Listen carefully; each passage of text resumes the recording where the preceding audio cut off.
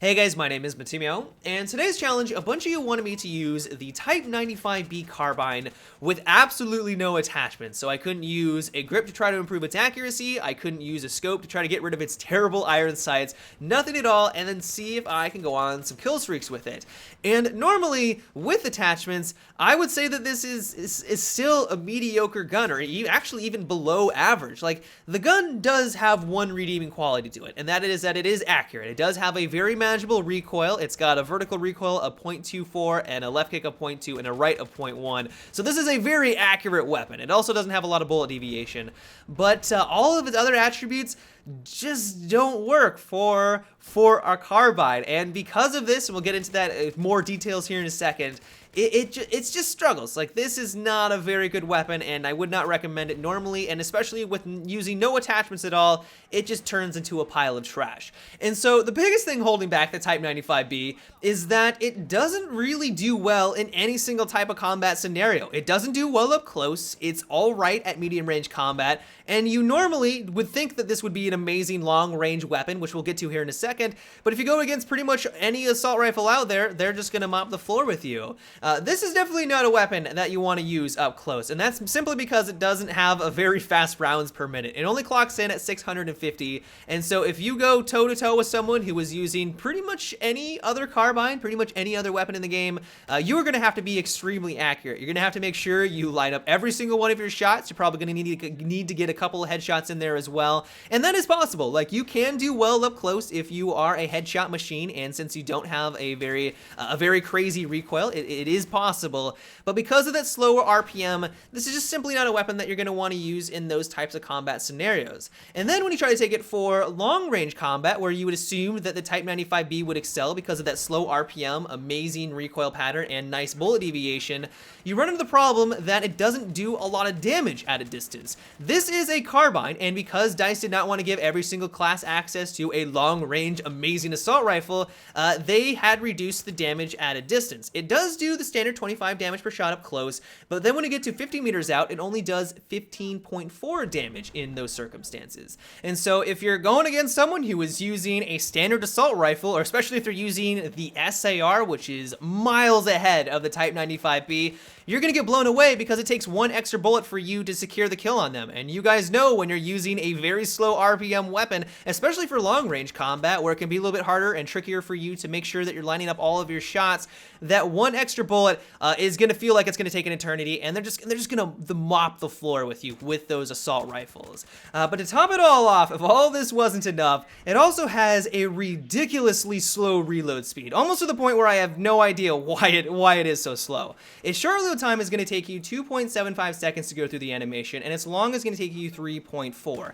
That is an eternity, especially for a slow RPM weapon like this. If you compare it to the popular AK-5C, which is also a slower RPM weapon, its RPM clocks in at 700, its short reload time is only going to take you 1.85 seconds, and its long is only going to take you 2.35 seconds. Like, I just don't understand why the TYPE-95B has such a slow reload speed. Like, sure, yeah, it's got an amazing recoil pattern, but the AK-5C also has an amazing recoil pattern. Like, it's just as manageable, it's got basically the same amount of bullet deviation, it's got a much faster reload speed, and I honestly can't think of a single scenario where you would ever want to use the TYPE-95B over the AK-5C. Like, there is no situation in my mind where I'm like, yep, right there, that's where it's gonna excel. Like, that's where you would want to use the TYPE-95B over that gun, or really over any other weapon in the game. Like, this gun just doesn't make any sense to me. And so I'm not 100% sure why DICE went down the path that they did for balancing out the TYPE-95B. It could have been for authenticity. I know that DICE has taken a firm stance at making sure that all of their weapons feel authentic. They definitely took a firm stance with the G36C. They said that when they tested this weapon in the field, it had a rounds per minute of 650, and so they absolutely refused to increase it. To their credit, they did reduce its recoil numbers. They did make it so that it was a little bit more accurate, but they 100% refused to reduce or increase its RPM. And so that could be the same thing with the TYPE-95B. Maybe in the real world, it is a very cumbersome weapon and it's not very easy to reload, and so that may be why it has such a long reload time. But overall, this weapon is just a pile of crap. And so the way that I had to get gameplay for today was I essentially had to outplay my enemy. I had to get the drop on them, I had to go for headshots when they were not getting headshots, I had to get the flank, use the terrain to my advantage, and for the most part, try to get into medium range combat scenarios. I felt like the medium game was the sweet spot for the Type 95B. Up close, I'm gonna get dominated because of that slow RPM, long range because of the low damage model, but at medium distance, it seemed like that was the way to go. I could use the nice recoil pattern, my bullets were going where I wanted to because of the nice bullet deviation, and for the most part, that's where I felt like I was gonna have the most success with this. The iron sights on this bad boy, though, oh man, were they a doozy. What they reminded me of most was the iron sights of the FAMAS back in Battlefield 3. They're not as bad as the Battlefield 3 FAMAS iron sights. If you remember them, they were basically like a pinhole. Like they were just